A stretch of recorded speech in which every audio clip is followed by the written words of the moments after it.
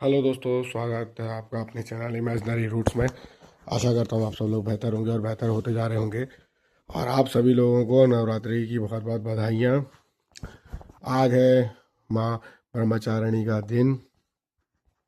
दोस्तों, ये तो सभी लोगों को पता है कि नौ दुर्गा देवियों में चैत्र मास में रामनवमी में आपके 9 देवियों की पूजा होती है, जो कि आपके जब हम दुर्गा सप्तशती का जब हम पाठ करते हैं, जो कि 700 श्लोकों से बना हुआ है, इसलिए उसको सप्त श्लोकी कहा जाता है, जो कि श्री मार्कंडेय पुराण का एक अभिन्न अंग है। और मार्कंडेय पुराण अष्टादश पुराणों में से एक पुराण है। तो जैसे कि हम ये जानते हैं कि आपके जब हम ये सब पढ़ते हैं तो कवच में भी आपके जो उसमें एक पाठ होता है, उसमें भी शुरुआत में ही 9 दुर्गाओं का नाम लेने की महिमा का एक अपना अलग प्रभाव है।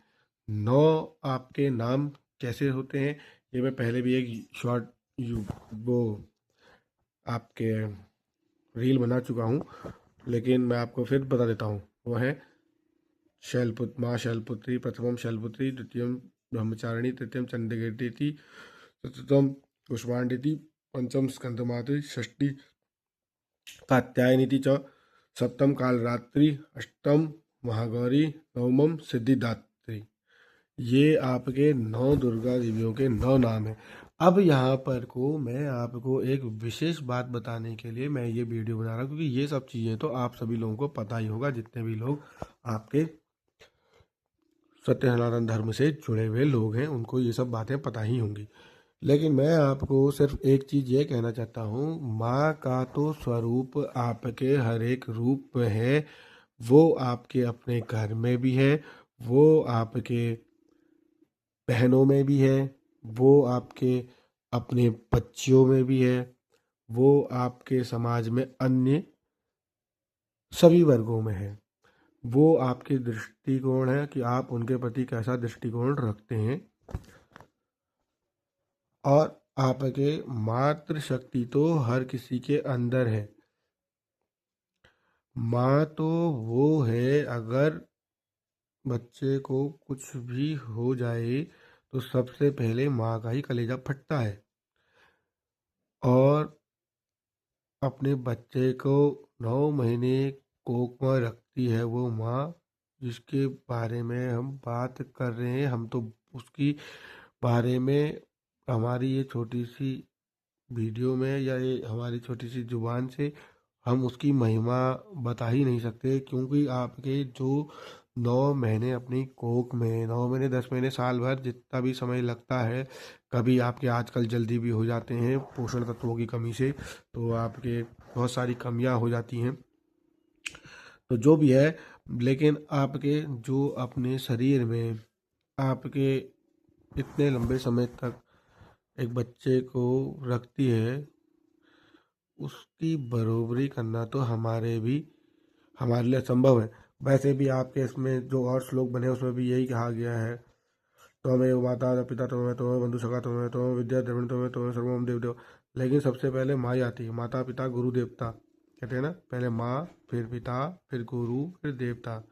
पहला स्थान तो हमेशा से माँ का ही रहा है, और सृष्टि के प्रकट होने में भी सर्वोच्च स्थान माँ का ही है। मैं इस पर एक वीडियो बना चुका हूँ मणिद्वीप करके, शायद आप लोगों ने देखा हो या ना देखा हो। लेकिन ये जो मणिद्वीप का जो ये है ना, ये आपको देवी भागवत महापुराण के दूसरे स्कंद के सबसे अंतिम छोर पर मिलेगा।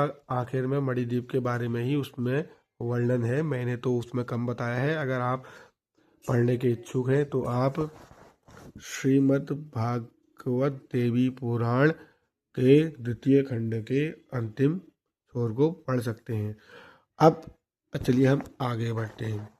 मेरे कहने का मतलब यह है कि शुरुआत भी, ब्रह्मांड की शुरुआत में भी वो माँ ही थी, जिसने आपके ये सारी अपनी शक्ति से पूरा का पूरा संसार बनाया है। यूँ तो माँ की अनेक कथाएं हैं, और इतनी सारी कथाएं हैं कि कह तो रहा हूँ कि ये ब्रह्मांड छूटा पड़ जाएगा माँ की कथा बताने के लिए, क्योंकि उन्होंने इतना सब कुछ करा है हर किसी के लिए, हर किसी के घर में, हर किसी के परिवार में। मतलब उनकी जिम्मेदारी अगर देखा जाए तो एक हिसाब से एक पिता से भी ज़्यादा होती है।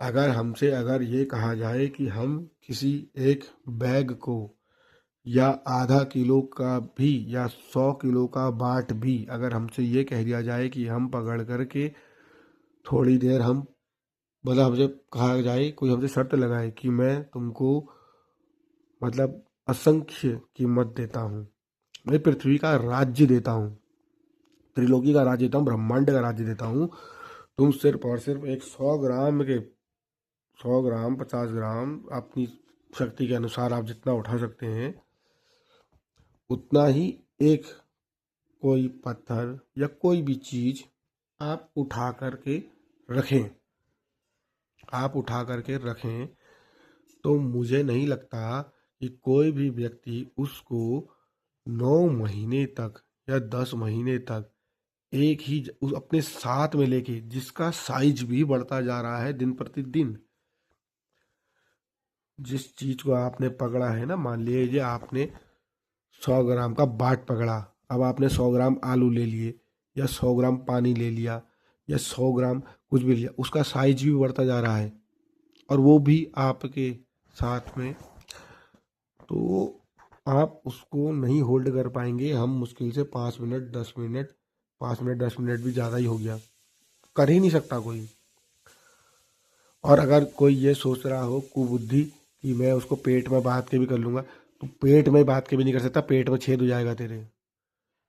अगर कोई कुबुद्धि ये सोच रहा हो कि मैं पेट में बांध लूंगा, कि औरतों के तो पेट के अंदर है, तो अपने अंदर इंजेक्ट कर ले, इन्फेक्शन हो जाएगा।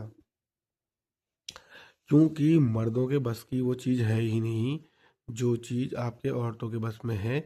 और और स्त्रियों में जो मातृ शक्ति है वो गजब है, उसकी हम वंदना करते हैं और हमारी सामर्थ्य नहीं है कि हम उसको उसकी व्याख्या कर पाए। खैर, मेरा आपके ये वीडियो बनाने का तो असल मेन मकसद ये था, मैं ये बताना चाहता था कि आपके हम जैसे 9 दुर्गा देवियों की जब हम पूजा करते हैं ना, अब ऐसा होता है जैसे ये खास तौर से उन लोगों के लिए है जो शादीशुदा हैं, क्योंकि जो बच्चे करते हैं उनको तो कोई छूत छात नहीं होती, जो बुजुर्ग होते हैं उनको भी कोई छूत छात नहीं होती। लेकिन कितने ऐसे होते हैं माता के भक्त जो आपके शादीशुदा होते हैं लेकिन वो आपके व्रत करते हैं। अब ऐसा होता है कि घर में औरतों के संग में कई सारी चीज़ें होती है, उनका अपना एक समय होता है, एक चक्र होता है। उस दौरान में आपको बहुत दिक्कत परेशानियां हो सकती हैं व्रत करने में। इस सवाल ने मेरे को इतना परेशान करा, मैंने इसके लिए इतने पुराण पढ़े, मतलब पढ़े, मतलब सुने, इतने लोगों की बातें सुनी, इतना नेट में सर्च करा, इतना वो करा, लेकिन अंत में मुझे इसका कहीं से लेकर कहीं तक कोई तोड़ ही नहीं मिला। मैंने कहा कैसे शुद्धि हो सकती है जब वो जुड़े हुए हैं। ये ऐसा है ना, ये मानने वाली बात है, कितने लोग मानते हैं कितने लोग नहीं मानते हैं, और कितने लोग तो अब एकल परिवार जैसे आजकल चल रहे हैं तो वो तो साथ ही में खा भी लेते हैं, साथ ही में पी भी लेते हैं, साथ ही में सब कुछ कर लेते हैं। पहले से तो आपके लोग बाग औरत को घर से बाहर निकाल के गोट में डाल देते थे और बाहर से आपके वो सारी पद्धतियाँ, अब मैं बोलूँगा तो आपके कई लोगों को अच्छा लगे बुरा लगे जो भी है, लेकिन होता था, लिपा लपाई होती थी और दुनिया जान की 10 चीज़ें होती थी। कन्या का नहीं माना जाता है जब तक उसकी शादी नहीं होती, भले ही वो आपके अधेड़ उम्र की हो जाए, लेकिन एक शादीशुदा स्त्री की माना जाता है, उसी की छूत छुआछूत होती है। तो ऐसे वक्त में जो आपके पति पत्नी साथ में रहते हैं और उनको ये सब समस्या है, मतलब किसी के मन में अगर कोई डाउट है तो मैं उस डाउट का यहाँ पर कोई क्लियर कट आपको जवाब दे देता हूँ। पहले तो अगर आप साथ में रहते हैं तो आप भैया पहला रखें और उसके बाद फिर छोड़ दें, एक रख लें फिर छोड़ दें, क्योंकि 7 हफ्ते में शुद्धिकरण होगा, तब तक तो नवरात्रियाँ खिसक जाएंगी, तो जितना हो सका उतना करें, उसके बाद छोड़ दें। और यदि आप उसको कंटिन्यू करना चाहते हैं तो फिर आप उसको अलग कमरे में रखें, अपना अलग कमरे में रहें, या चलो हम ये भी मान सकते हैं कि आप अलग अलग रह के भी कभी ना कभी बाथरूम सिंगल है या वो है, दुनिया जहान की 10 चीज़ें हैं, तो आप उस समय बाहर जाकर रहें या बाहर चले जाएं। और अगर यदि आपके लिए बाहर जाना भी अगर पॉसिबल नहीं है तो फिर शुरुआत में जब आप संकल्प करके जब आप ये घट स्थापना करते हैं, उसी वक्त आप आपकी प्रार्थना कर लें कि हे माँ, मेरी तो यो यो स्थिति है और आप ही हैं जो मुझे इस धर्म संकट से मुक्त कर सकती है। मेरे से हुई गलतियों को आप क्षमा करें, ताकि मुझ पर या मेरे परिवार पर कोई दोष न लगे। ये मुझे सबसे बेहतर तरीका लगा। और चलिए मान लीजिए कभी कभी बहुत से लोग घट स्थापना भी नहीं कर पाते हैं, इतना समय नहीं होता है या इतना नहीं सोच पाते हैं। अगर बाई चांस मान लीजिए श्रद्धा से भी अगर आप रख रहे हैं, तो मन से माँ से श्रद्धा पूर्वक आप ये बात को कहें कि मेरे से ये ऐसा हो गया है। तो ऐसा है ना, जब तक आप क्षमा की मांग नहीं करेंगे तब तक आपको माफ़ी किसी से भी नहीं मिलेगी। अगर आपने किसी के प्रति अगर गलत करा है, अगर आपने किसी के साथ में भी कुछ भी गलत करा है या कुछ भी है, तो उसके लिए क्षमा मांगने से कोई आपकी इमेज नहीं घटेगी। अगर आपको शर्म आ रही है, मतलब पाप करते समय तो शर्म नहीं आती है, लेकिन बाद में अगर आपको पछतावा हो रहा है, आत्मग्लानि हो रही है, तो ये सबसे बड़ी तो क्षमा आपको यही मिल गई। लेकिन फिर भी आप माँ से मांगे, मंदिर में जाके मैया से मांगे क्षमा। या जिस किसी के प्रति आपने गलत करा है या आपके मन में है कि मेरे से इसके प्रति गलत हो गया है, तो उसको ध्यान में रखते हुए, भगवान को ध्यान में रखते हुए, भगवान को साक्षी मानकर उसके निमित्त आप क्षमा मांगे। और हो सके तो उसका जो भी हिसाब किताब है या जो भी उसके लिए देना दूना है या जो भी आपको लगता है कि हो, आप कहें कि किसी भी माध्यम से आप उसकी मदद कर सकते हैं या किसी भी माध्यम से आप उसको निश्चिंत कर सकते हैं। मतलब उसको नहीं भी पता चल रहा है तो भी आप उसकी अनजाने में मदद कर सकते हैं। या आप, अगर आप में हिम्मत है तो आप, सबसे बढ़िया तरीका तो वो है कि आप सीधे, हिम्मत है आप जाएं और अगले के से आप माफ़ी मांगे। और जैसे आप माँ से माफ़ी मांग रहे हैं, वैसे ही आप अपने जिससे भी आपकी है उससे आप जाके सीधे सीधे मुंह पे माफ़ी मांग लें। तो और सबसे बेस्ट तरीका तो वही है। और उसमें फिर ये ना उसमें माफ़ करना ना करना तो अगले के ऊपर है, उसमें आपका बस नहीं है। लेकिन जहाँ आपने माफ़ी मांग भी ली ना, तहीं आपको माफ़ी मिल जाएगी। वो चाहे आपको माफ़ करे ना करे, 90% तो आप माफ़ हो ही जाओगे। अब बाकी जो कुछ होगा तो फिर वो कार्मिक में फिर चले जाएगा, वो आप नहीं तो अगले जन्म में आपको भुगतना तो पड़ेगा ही। क्योंकि कर्म तो कटते नहीं है, वो तो कटेंगे आपके साथ में ही। भले ही आपको किसी भी योनि में आपको भुगतना पड़े या मनुष्य योनि में ही भुगतना पड़े। लेकिन यहाँ पर को भी मैं फिर वापस उसी ट्रैक में आता हूँ। अब मैं आपको यहाँ पर को एक चीज़ और बताता हूँ। ये तो हो गई माफ़ी की बात, आपने माफ़ी आपी मांग ली। एक चीज़ और होती है कि हम अपने माँ के सभी स्वरूपों को, माँ के इतने सारे स्वरूप हैं, हर किसी स्वरूप की प्रत्येक दिन, जैसे कि कल माँ शैलपुत्री की थी, आप शैलपुत्री की पूजा शैलपुत्री के तरीके से नहीं कर पा रहे। आप माँ ब्रह्मचारिणी का आज दिन है, आप माँ ब्रह्मचारिणी के दिन आप माँ ब्रह्मचारिणी की पूजा उस ढंग से नहीं कर पा रहे जिस ढंग से होनी चाहिए, या जो उनका पूजा करने का क्रम है। क्योंकि आप ना तो उतने ज्ञानी है, ना आप उतने, मतलब आपको उतना ज्ञान नहीं है। सबसे पहले तो मेन चीज़ यही है कि आपको ज्ञान नहीं है। यह भी मेरे मन में बहुत बात कचोटती थी।